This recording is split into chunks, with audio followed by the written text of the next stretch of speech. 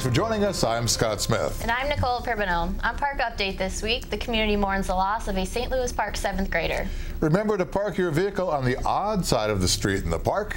Maple syruping is coming to Westwood Hills Nature Center, and so should you. These stories and more just ahead on the Update.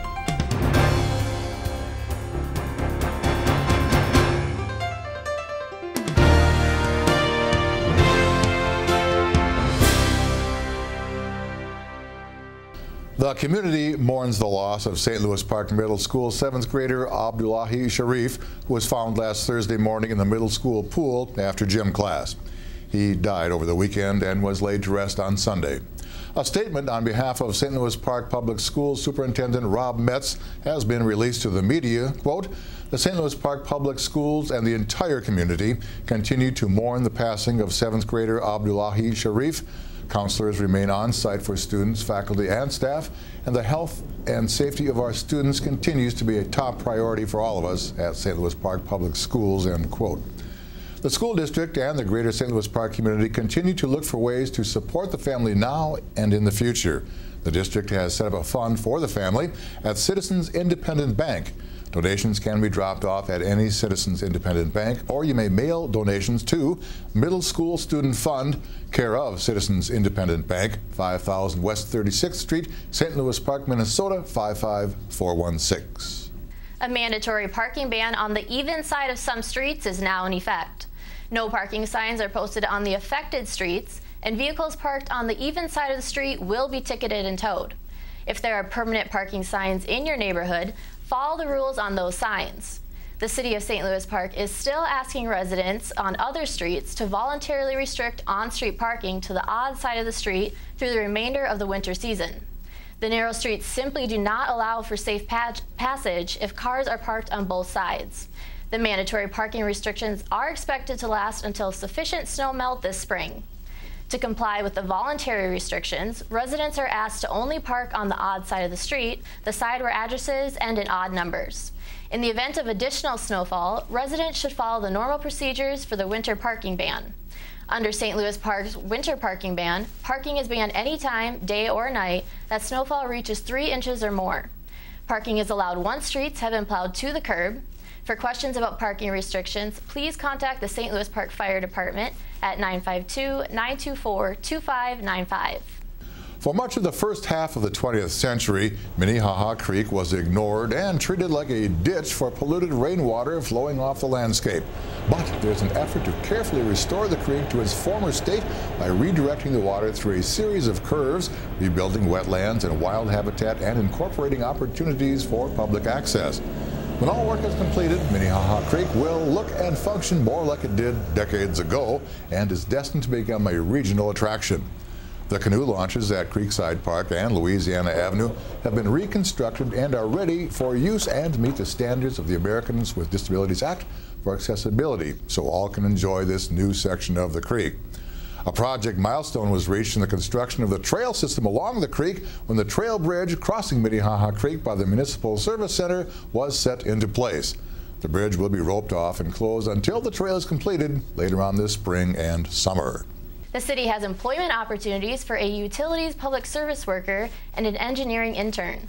The public service worker will perform manual labor and operate equipment in all areas of the Operations and Recreation Department, focusing on utilities maintenance and repair services.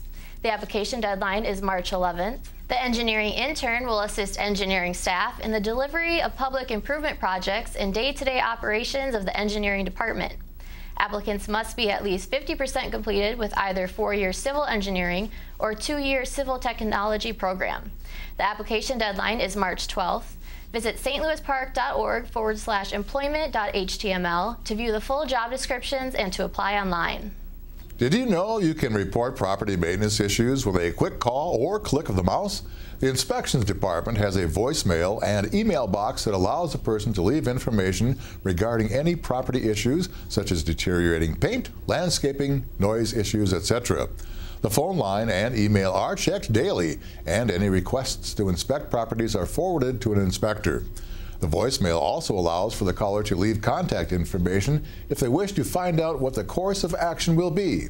You can call 952-924-2126 or email slpinspections@stlouispark.org. The City of St. Louis Park is once again offering trees for sale at discounted prices.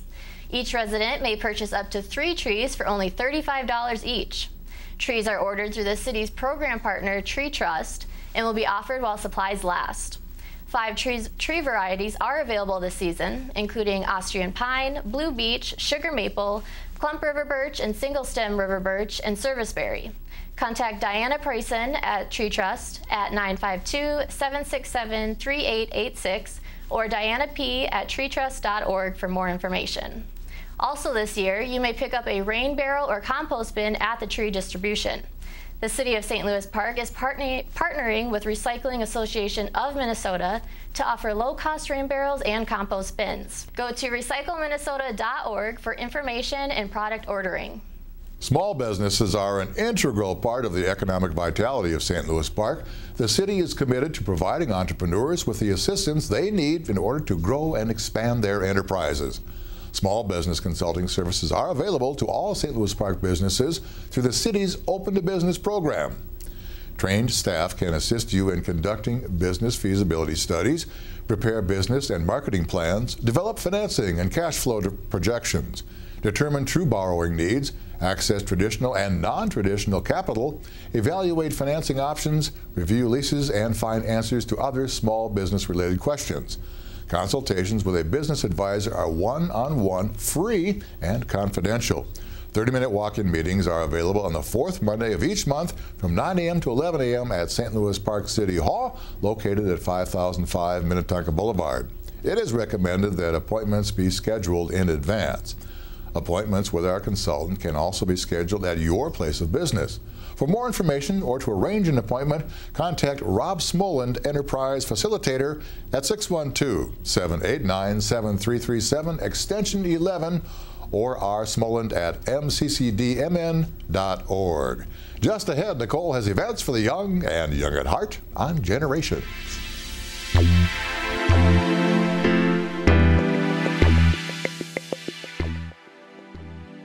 The St. Louis Park Senior Program, in collaboration with the St. Louis Park Library, is sponsoring a free class, Story and Memory Writing, on Tuesday, March 18th at the St. Louis Park Library and Wednesday, March 19th at the Lennox Community Center from 1 to 4 p.m. both days.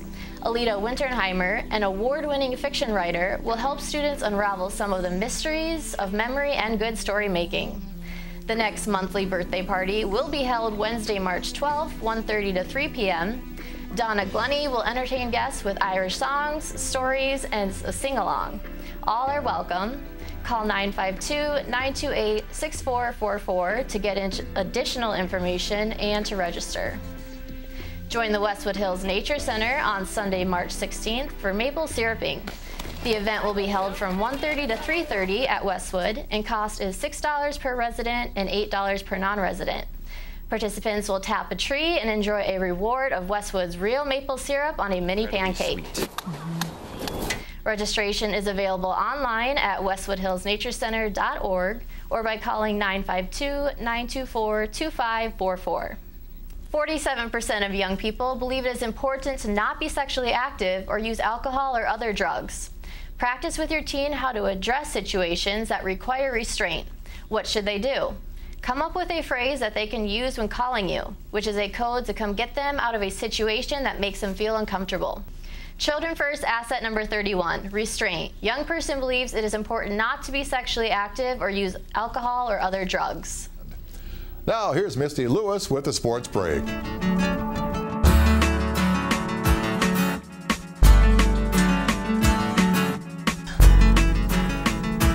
The Oriole girls basketball team wrapped up their regular season against Irondale on the 28th. Park TV's Mike Resnick and John Fromm called the play-by-play. Here's Amy down in the baseline. There's 14 seconds on the clock. She drives in, tries to go up strong, gets blocked. Skubal with the steal. Here's Norton again. Norton, and she finds a cutting. Driggs, and then she misses. Autumn gave her a little help to the floor. But look at and then Norton with the steal. Wow.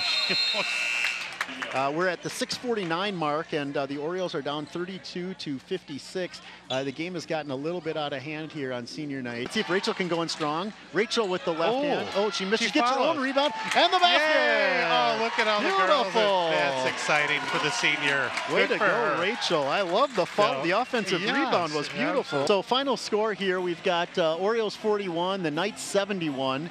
And now the Orioles have to look forward to the seeding meeting tomorrow. Coach Senshin and staff will be there to find out who they'll face on Tuesday.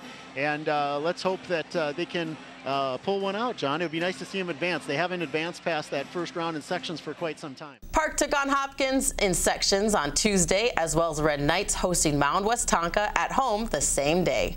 Check the sports ticker below for the final scores. This year's hockey season is over for the Orioles as well as the Red Knights. The Park boys lost to Waconia in the first round of 2A sections, and the Red Knights were defeated by Eden Prairie 3-2 in double overtime in the 6th AA championship game at Mariucci Arena on February 26. Park TV was there.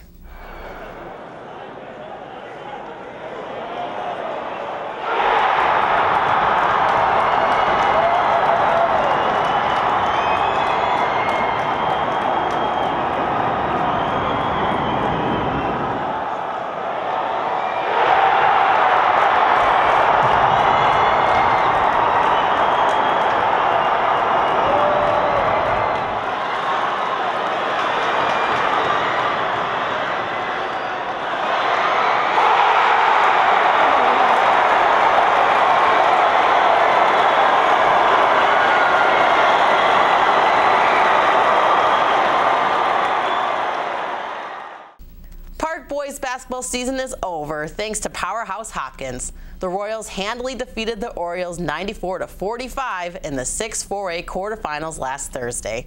Waconia sent the Red Knights home empty-handed in the Section 6-3A semifinals 69-60 at Chanhassen High School, ending BSM's basketball run for this year. So winter sports are all but wrapped up for the season. Can baseball be very far away?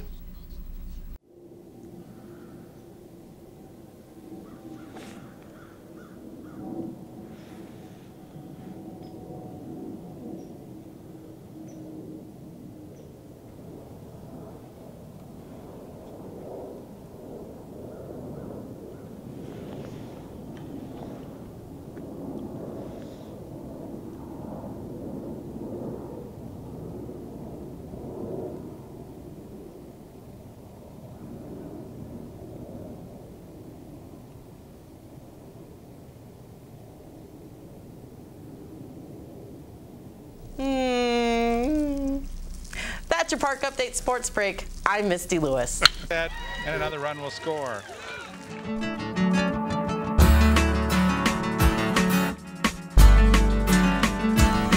Well, that's it for this week's Park Update. Thank you for watching. We'll see you again next week. Until then, be sure you take some time to get out and experience life in the park.